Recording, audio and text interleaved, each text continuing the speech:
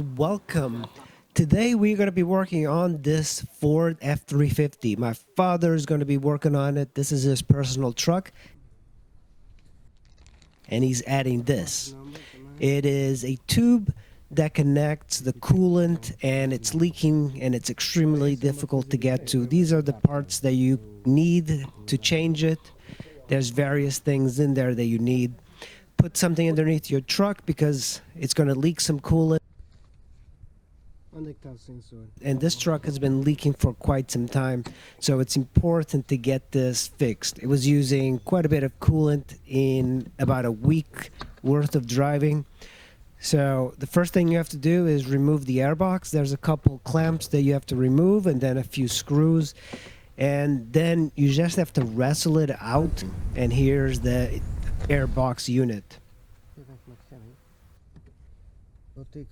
This hose is extremely difficult to get, and you're going to be struggling to get all of these bolts here on this plastic housing, and some of them towards the back of the truck or towards the driver's side are a little bit harder. The front bolts, there's about 8 or 9 bolts, and they're all 8mm bolts. They're very difficult to get to, so you might have to try different wrenches. I am using a swivel. And as you can see, there's quite a bit of height to the pickup truck. So my father is up on the ladder. You have to remove or put the oil dipstick out of the way. And my father just put like a wire and he tied it to the hood. And that way he has easy reach to the box. And now it's just a matter of prying it off.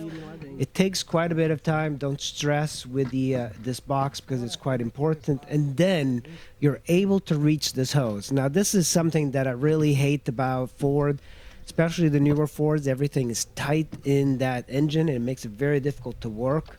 So now you have to remove that hose. And there is a special tool that I showed in the beginning that you can use to remove the hose, but it is just leaking through this little hose, and it's not a very expensive part. But what my father decided to do to make it easy was just to cut the hose with the Dremel, and then he removed it using the tool. And the tool basically just kind of clips on the hose, and it's a quick release for it.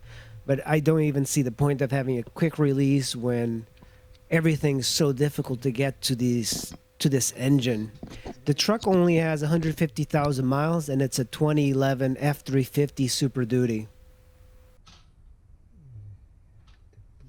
A very difficult place to put this hose, but if you were to take this to the Ford dealer, it would cost you over $3,000 to do because it's such a difficult thing to remove if you don't have the tools, and most people do not have them. There's the hose right there.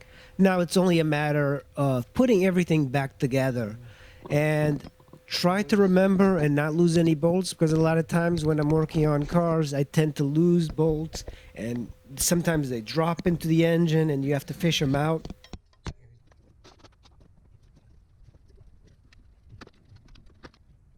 One of the things that's important to have is a magnetic stick. That way you can like fish bolts that have fallen off. Now let's just bolt everything together and connect all the sensors.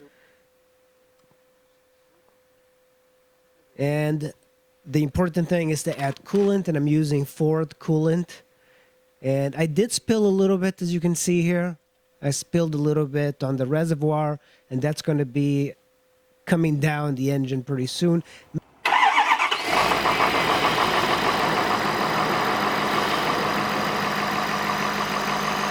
Make sure you don't cap the reservoirs just yet, because you want all the bubbles to disappear.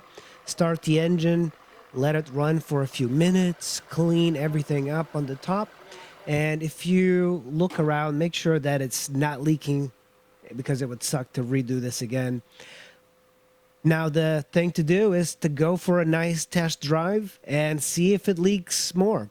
And this has been a pretty successful change. It's been like this for a few months, so instead of going to the Ford dealer and spending like $3,000, it's done. and we can use the pickup truck for work. Thanks for watching.